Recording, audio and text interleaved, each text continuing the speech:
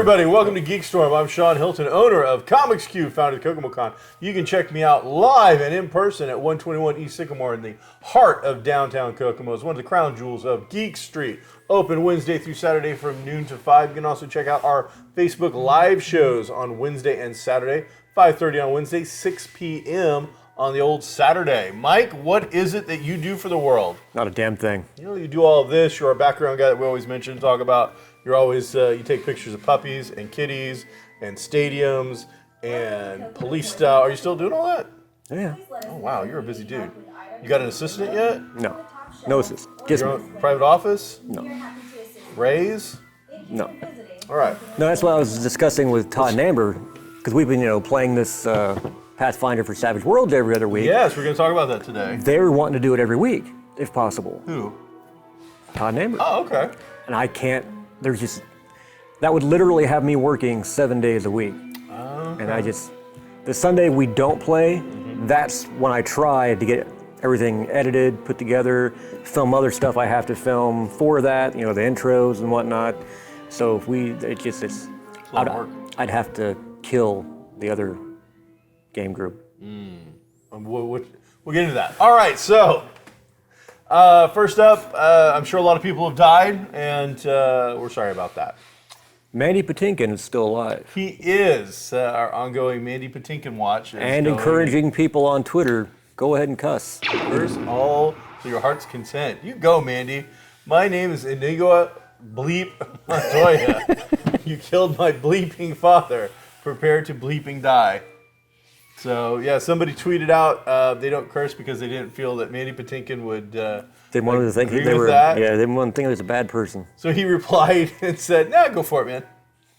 So here you go, Mandy Patinkin, not only alive, but engaging in with his Twitter followers and fans, or whatever social media platform that was on. He just never struck me as a Twitter social media person, but Who knows? I'm definitely not, but I mean, if somebody was tagging me on something, what is this? What is this thing? What is this strange magic? All right, well, the one piece of news I actually did my research on is Sam and Twitch, the two detectives made popular in Spawn, are getting their own film project. Well, I'm sorry, television project. he also said film in the article I read. Really? That's Okay. what got, because he's been talking about that film project for literally years. He is currently still working on Spawn, where he is supposed to be going to direct and executive produce. And Sam and Twitch are ingrained in the Spawn universe. So if there's a Spawn movie, it is very easy to make the leap that Sam and Twitch would at least make cameos in it. However, the project that we're following, where he is also going to be an executive producer with WIIP, and in almost none of these articles did they say what WIIP was. Yeah, I was. So I had to go look it up. It is a studio. It's an acronym. It's Ideas, Imagination, and Production. They've worked on some Apple TV stuff. The Dickinson, TV's Dickinson. This is Queen of America. I haven't heard of. But something with Jeffrey Katzenberger. I haven't heard of. A Kate Winslet drama name called Mayor of Easttown. That I've heard about, and apparently it's pretty good. Okay, and then supposedly something for HBO Max called Uninhabited Earth, as well as possibly something with Woody Harrelson called The White House Plumbers. I've heard something about The White House Plumbers, but I have not seen it yet. So Sam and Twitch is going to be, without even having to look at anything, if they do anything related to these characters, it will be dark, grim, gritty, noir-esque, with a supernatural feel. So take your classic dumpy, fat detective, his very thin partner, their working relationship as two cops, and then add in a supernatural television show element of supernatural stuff, but then dark it up to, at least a really hard PG-13, if not rated R. Now, we don't know what they're going to do, but typically supernatural. The way he described it originally, it was very much just as you said. Spawn would be there, but you would never see him. Okay. He'd be like the boogeyman, the phantom in the background. They might, if you knew about Spawn, you'd be like, Spawn did that. But they're never going to actually show him. Now, a question for you. Did they not just Did he not just unveil the Spawn universe in the comics? Yes, we are seeing a Spawn universe, and it is not out yet. We've just done our final orders on that. Multiple covers, and the idea will be shorts in an anthology-style book featuring different characters. So there's a good chance Sam and Twitch could also show up in that as well. But other versions of Spawn, Violator, all the characters made popular and known throughout Spawn, plus a way to jumpstart new characters through McFarlane stuff as well, will be handled there. Well, it makes me wonder, given what we have with Marvel, Star Wars, DC, could this be his attempt? We'll have Sam and Twitch on TV, but have it fully connect to whatever movie project he eventually gets. Yes. I could absolutely see that in today's day and age. Spawn has already had the movie and had a decent-sized budget with that movie, and it's got a cult following. The animated series I loved. Then we went into the animated series, which also had Sam and Twitch involved in that. Sam and Twitch, two characters involved in what is expected to be. Now, keep in mind, this is all talk so far. I mean, even some of the other stuff we've mentioned on here I don't know has come out yet, like the HBO Uninhabited Earth. This is a fairly new company. It's only been around for a couple of years, and they've had financial backing from a couple different sources, so we'll see what happens. But if you're looking for the first appearances of Sam and Twitch in the comics, it's Spawn #1, came out early June of 1992. They also had their own ongoing series. Just checked up on eBay this morning. Spawn books are all over the place. You can find Spawn #1 for as low as $4.99 and as high as $100, depending on the grade, if it's signed, if there's anything special about it. Your newsstand versions are typically worth more than your direct stand, which means if you went to the grocery store and bought it off an old school spinner rack and it's got a barcode on it, versus you went to the comic book store and you bought it off of a comic book store rack and it would have a different sign where that typical retail scanner mark would have been. So the retail grocery one, the barcode version, is worth a little bit more. Then again, they had their own 26-issue miniseries. Numbers on that are all over the place on eBay right now. I saw one sell yesterday for as low as $4.99, and I saw others selling. People were taking offers slightly lower than $30 and $40. So if you're an investment type person, my recommendation is skip Sam and Twitch #1. It has no significant meaning that I'm aware of at all because their first appearance is Spawn #1. The only thing I could see different is that Spawn #1 had, I believe, near or over, slightly over 1 million copies produced, whereas the Sam and Twitch #1 would have had nowhere near that kind of number. So that was back in the 90s, so I'm assuming there were probably multiple variations of the covers for Spawn #1. there are, but there aren't. It's not like today's day and age where they made a gajillion covers on purpose. With Spawn, you had that barcoded edition for the newsstand. You had the regular cover. There's some UK price variant covers and things like that. Supposedly there's some kind of error cover or something, but no metallic covers or anything not like they really. did with his No. Spider-Man run? If they are, they'd be like a reprint or a special anniversary reprinting stuff. So typically Spawn #1 is Spawn #1. The thing there is it signed by Todd McFarlane, which he's been around a long time. He does a lot of signings, and he has got a magnificent signature. Unlike other people who just do a scrawl, and then when we do our live shows and we have autographed books, we have 2 or 3 people looking at these books. Now, we can't authenticate the autograph, but we can usually tell you who it's from. Sometimes I can authenticate it. I've met several of these people and have got their autographs in person. But most of the time with these books, when we're dealing with autographs, we're like, oh, it's the so-and-so. Sometimes some of these scribbles are so bad that with us looking at the credits and 4 different people, like, we still don't know who signed this book. Doctor's signature. Oh yeah, it's horrific. Whereas Todd McFarlane's signature is like T. McFarlane, T. McFarlane, and it is beautiful. It is fully formed. Every letter is easy to see. He usually uses a gold or a silver ink pen. He has a magnificent looking autograph, which, I'm not even a huge fan, but I'm a fan of anybody that takes the time to actually do it up right, as opposed to even me when I did a book and I was signing them. I was like, I have horrible penmanship, but so Todd McFarlane's doing that right. Spawn #1, huge print run though, so you got to make that decision. But with Spawn #1, you're also going to get the Sam and Twitch first appearance, and you're going to get the Spawn first appearance. And the book has been trending upwards in value amongst collectors. My issue with this though is that you'll see a giant run on the Sam and Twitch thing. It'll spike it, but these guys have already appeared in a award-winning cartoon. I don't remember if they were in the Spawn movie, but very likely they were either mentioned or were in a background scene somewhere. For a long time they're since not I've new seen characters. They've been around a while, but I fully expect to see a jump. We'll keep checking in on this WIIP company, see what they come up with. Whether it's interesting or not, I don't know. But the other thing, though, is to just keep in mind, like that Spawn movie that he's doing, that's been going on for a couple of years now. I think almost a decade now. So with Jamie Foxx supposedly involved, but at this point, I mean, he might be aging out of this role. So, we'll see how it goes. I expect that having other people involved, we have a good chance in the programming that we're seeing being the 24/7, 365 programming of there has to be new content on these platforms every single week. Means that stuff like this might have a little bit of a better chance. Meaning that Millarverse, Millerverse over at Netflix, we just got Jupiter's Legacy about a month ago or so. They've been axed. And and I don't think it got horrible.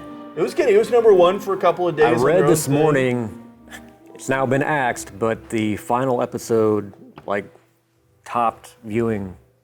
So I don't know what Netflix was going by as far as... Might be expensive producing it versus, having those numbers is great, but we didn't get Stranger Things numbers with it or something like that. And let's face it, Netflix has been providing more content than probably anybody else. Every single day, I would say at this point, there is something movie-based, television-based, even if it's a foreign-based thing that they've brought over and redubbed. They're constantly doing stuff. But they're not shy. Like sophomore seasons, buddy, we're chopping it. These guys, shows that have done well, the Drew Barrymore zombie thing, she got chopped and honestly came out and said, what happened? We were getting, we're doing well. The numbers were pretty decent. People seemed to enjoy it. They did, and I think that finished on a cliffhanger. I'm under the impression, I haven't seen Jupiter's Legacy yet. It ended, I believe, on a cliffhanger. So this is the one thing that does annoy me. And I get it. You know what? Bean counters, money's money. They got to do what they got to do.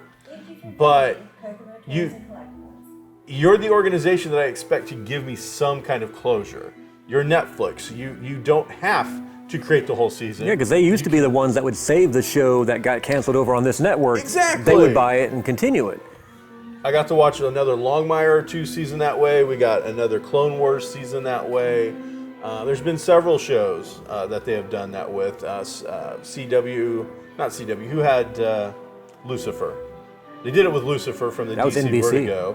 So they've done it with several. We were hoping they were going to do it with the John Constantine thing. That never happened. Well, he jumped over to Legends, so it did. But now, I still think we all would have liked to have seen a John Constantine Lucifer big crossover. Even a buddy, I would love to have seen a season of these two guys in a buddy cop kind of thing of the devil and John Constantine dealing with the devil. So could have been fun.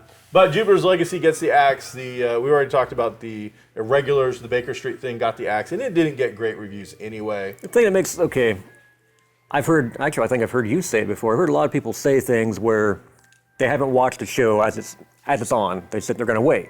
Yeah. Season 1 comes out, it gets canceled. Well, why should I bother?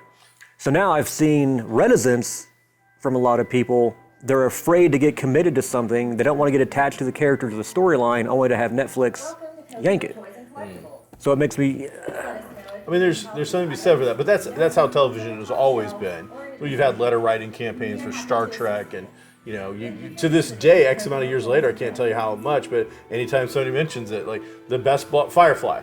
It's going to be the best 10 episodes of television that I love that show, but on the other hand, by now it would have run its course. Even if it had been let go, it would have still run its course. It would have been over. So, but yeah, I think Netflix is in the bean counter business. They got to make money. They got to put eyes in front of the sets, and people got to check it out. Now, for me, it's the exact opposite. If I know a show has an ending and it's not a cliffhanger, I'm more inclined to watch it because I don't have to worry about the thing that got me to finish Irregulars first, even though I'd heard people saying they didn't enjoy it or that it wasn't very good, was I knew it had an ending and I'd heard just enough without ruining that it had pretty good closure. So I watched it, I enjoyed it. It had an ending that ends the first story arc and enough closure that you can imagine that these characters went off and did whatever they did. There was enough open that if they wanted to do a second season, they could have done it. Whereas Jupiter's Legacy, I'm hearing, there is a giant like cliffhanger. And the same thing with whatever the Drew Barrymore thing was. I'm under the impression there's a big cliffhanger. So I don't necessarily now want to watch those at all, knowing that I am not going to get any closure. And that's the problem for me on that sort of a thing. I'm because they've never told anyone exactly what their criteria is. It's a mystical ball somewhere, and people in a dark room wearing garish costumes are going through this whole thing. Is it an eeny, meeny, miny, mo? And seance. This one, no longer. I mean, I imagine there's a lot of politics involved. It's just crazy. Adam Sandler has done how many movies? Yeah, he got that crazy deal for, I think, 7 shows. And it seems to keep working. Like, they keep doing it. He keeps making them, and I believe people keep watching them.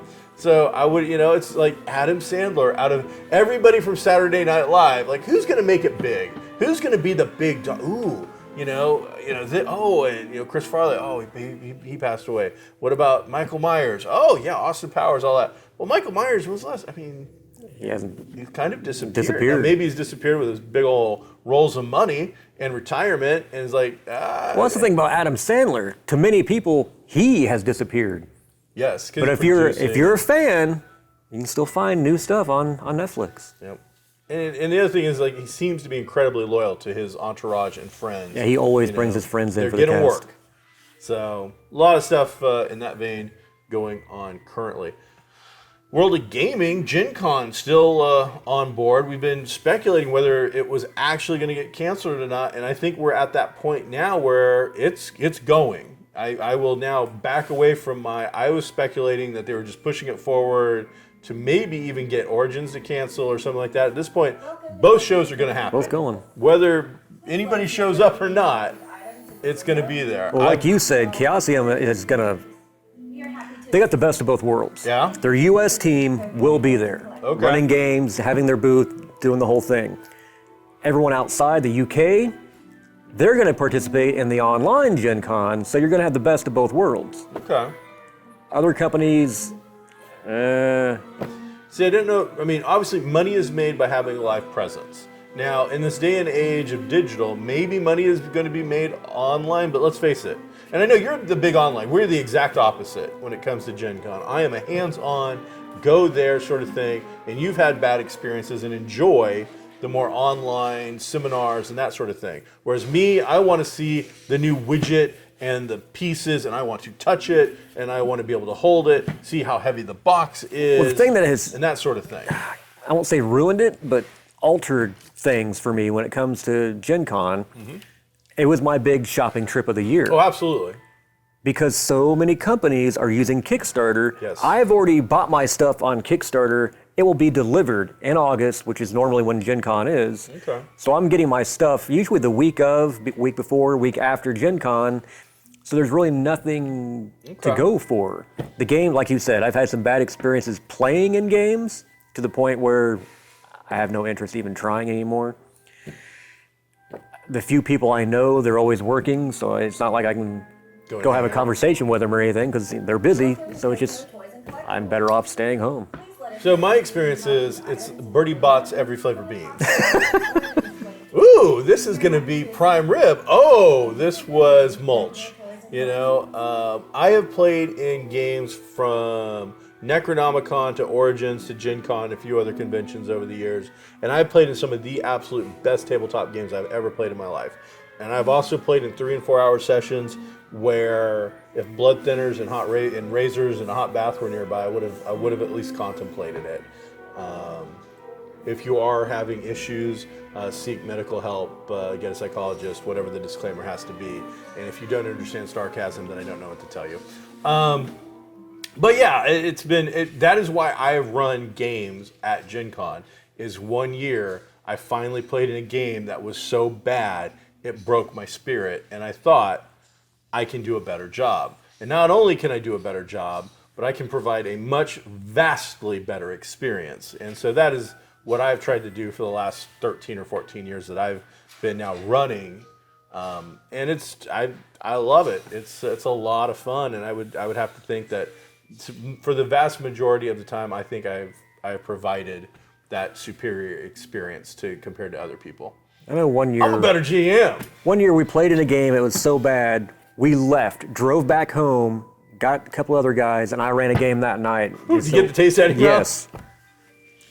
Yeah, I tell a story all the time. I played in a Call of the Cthulhu game once at the Necronomicon way back in the early 90s that was so horrifically bad that I ended up surviving by sitting in the car after like the second hour, getting in a pickup truck, parking myself with a gun, and said, everybody has got 1 hour to get in the car, and then this car is leaving, this truck is leaving. And so over that hour, people got maimed and just destroyed, and insanity ensued. The same sort of thing you kind of expect in a Call of Cthulhu game, especially a 4-hour con game, but in a way that didn't make any sense. None of it made any sense. So, just random insanities and killings? Yeah, one guy finally gets in the car, and I hit it, and sadly, I even kind of had to describe stuff to myself. Like, it's peeling out the rocks and whatnot, the dirt, being spun out backwards. We get down the road, and we see the guy, our friend, a good friend who's a professor, who had given us a key and asked us to go to his cabin and sort his papers. Oh, what are you guys doing here? I don't know what's wrong with the cabin, man. I don't know what's going on. We don't understand it. People, they're dead. There's so many people dead. Things are happening. Giant bear demons and this thing and that thing and everything. Oh, so the experiment worked. I'd laced a bunch of the papers with this new chemical to see what would happen. And just like nonchalantly, the GM is explaining this. And I've sat in this game now, this 4-hour game, for the first 2 hours interacting. The last 2 hours, this is my first thing in 2 hours, and him saying all this. And I'm like an ex-retired cop. And I go, okay, well, I'm going to go back to the truck and get something for you real quick. Okay. Do. I come back. I've got the shotgun that was in there, and I blow his head off. And the GM is mortified that I've just murdered this professor, like on the middle of a side road in Massachusetts somewhere. And I'm like, what did you expect anybody to do? You've set up a scenario in which case their friend, and we were told this wasn't like a casual acquaintance, this was one of the inner circle, one of our best friends, has just told you with a straight face after you told him that people are dead, guts are everywhere, they're dead, man, they're dead, that it was a casual experiment and, this is the fallout from it? No, I don't buy that at all. So yeah, but it was funny because all of a sudden, I'm the monster at the table. And I'm just like, you just ran the worst game in the history of Call of Cthulhu. Hands down, the worst thing I've ever done. And the stupidest explanation from a character as to why they did it with that look on their face. And then all of a sudden, I'm the bad guy. I'm like, no, to this day, if you're watching this, young lady, you're horrific. Well, young, probably in your near 50s now. You're a horrific GM. But thank you for making me a better GM by being so bad. There you go. There's my Call of Cthulhu story. All right. I also played in the same day one of the best Call of Cthulhu stories I've ever played in my life by one of the writers of one of the scenarios. That used to be my criteria. If I was going to get in a game, I wanted to have it ran by someone who wrote the game. Gotcha. That last game I mentioned where it was so bad, I drove home and that was supposed to have been ran by someone who wrote the game. Woo. They bailed. Oh, okay. And the kid they put in didn't know the rules system. So he fully admitted, I don't know these rules for this system, so I'm going to be intermingling these rules with these rules. And we'll see what happens. It'll be a good time. You'll enjoy it. Okay. No, I didn't. Did not. So it looks like at this point, housing has gone live. And I think for the first time ever, at least when I checked, because I had my name in whatever it was, and I finally clicked a button, not that I'm planning on staying, but I'm like, where can I stay? I could have stayed anywhere I wanted. Well, there wasn't a single hotel at the time that was booked out. So now it's been going on a week. I think it went live last Sunday. No, 2 Sundays ago, I think. Where was I? I think it was a couple of weeks ago. It wasn't during our game. I think I was in something else. It was during a movie thing. So yeah, it was 2 weeks ago. So we'll have to check and see if stuff's still available. But I'm pretty sure rooms are still available. Rumor has it right now, pretty good source, they're going to limit it to about 35,000 people, which is about half of what you'd still expect, which is still going to be crowded, especially if you consider, I don't believe Gen Con is using any of the outlying stuff like they normally do, or at least not nearly as much of it because you wouldn't have to. Yeah. The other thing I know for a fact is there is going to be virtually nothing in the hallways. At nighttime, when they do those social deduction games like your Werewolf, your Two Rooms and a Boom, those are huge, and those are all night owls that come out and play from 7, 8, 9 o'clock at night till 3, 4 in the morning. They play in the hallways. They set up tables. All that's out. They have to be in a room now. So nothing in the hallways.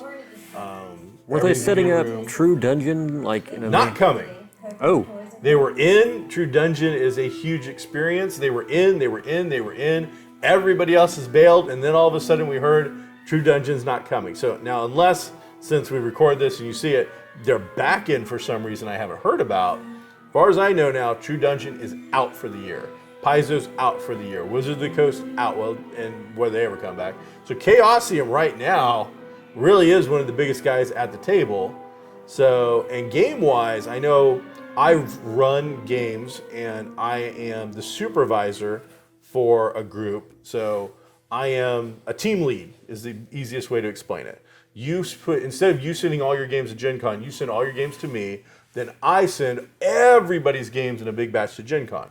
That is all Gen Con wants this year. So if one of my guys decided, you know what, I'm gonna run just me, and I'm gonna take care of it myself, you couldn't. They did not want individual GMs this year, was the email I got as a GM. It was they only wanted block things from these situations where, Chaosium would put in 100 or so games and stuff like that. And we were invited to do it. And I was just like, I just don't see the 3 or 4 of our GMs being up for that. So, given the heightened popularity of Call of Cthulhu in the past few years, and from experience, I know having to be on the button as soon as it went live. If you want to get into a Call of Cthulhu game, any of them, you had to be right on that button and hope you got through, or else all sold out. Now it's done on a tiered weighted system or something. You put in your top 10 games in order, and then it does some computer thing, an algorithm or whatever. So it's not like the days where you had to be like, tip, top, refresh, or whatever. Now I think there was an algorithm or something. So to try and make sure that you got at least a couple of your games. Because if all you had was 10 Call of Cthulhu games and they all sold out, so now they try to get you into a couple of things. And sometimes it works and sometimes it doesn't. But with that heightened popularity and with the way it was back then, how difficult it was to get into a game, and they're going to be one of the main presences there, they're going to do well, I believe. It should be huge, and they are. That popularity has just blossomed for so many tabletop games, but Cthulhu in particular has seen an ever-increasing growth that I don't think it's ever seen before. And I think some of that has to do with the ever-increasing growth that we have seen with D&D 5th edition. Yep. It's bringing more people in, and then they're like, well, what else is there? And I would say Cthulhu picks up more secondhand gamers than like any other game ever, because you've already done fantasy. Well, I mean, you do the fantasy, and it's designed to be the big bad, the big hero. So you can almost superheroic kind of stuff. So you don't get the horror or the realism of a single bullet could kill you. So suddenly, here's Cthulhu presenting that to you. You get the suspense, the mystery, the horror, and that knowledge that at any given moment, you could die. The pucker factor is quite high. So it's a nice just difference. And a lot of people are, D&D is good, but wow, look at this. Yeah. The only problem I see with them this year is, as far as I know, there's no new big product. It's not like 8th edition is coming out. So 7th edition is still out there. They've got the new campaign that Lynn Willis. Oh, Willis? Yeah, it's one of the original names. I've got the PDF. It's big, it's beautiful, and it's very, very well done. And it's due out. The hardback, I think, is due out at the end of this month. All right, so would have been about time for Gen Con normally.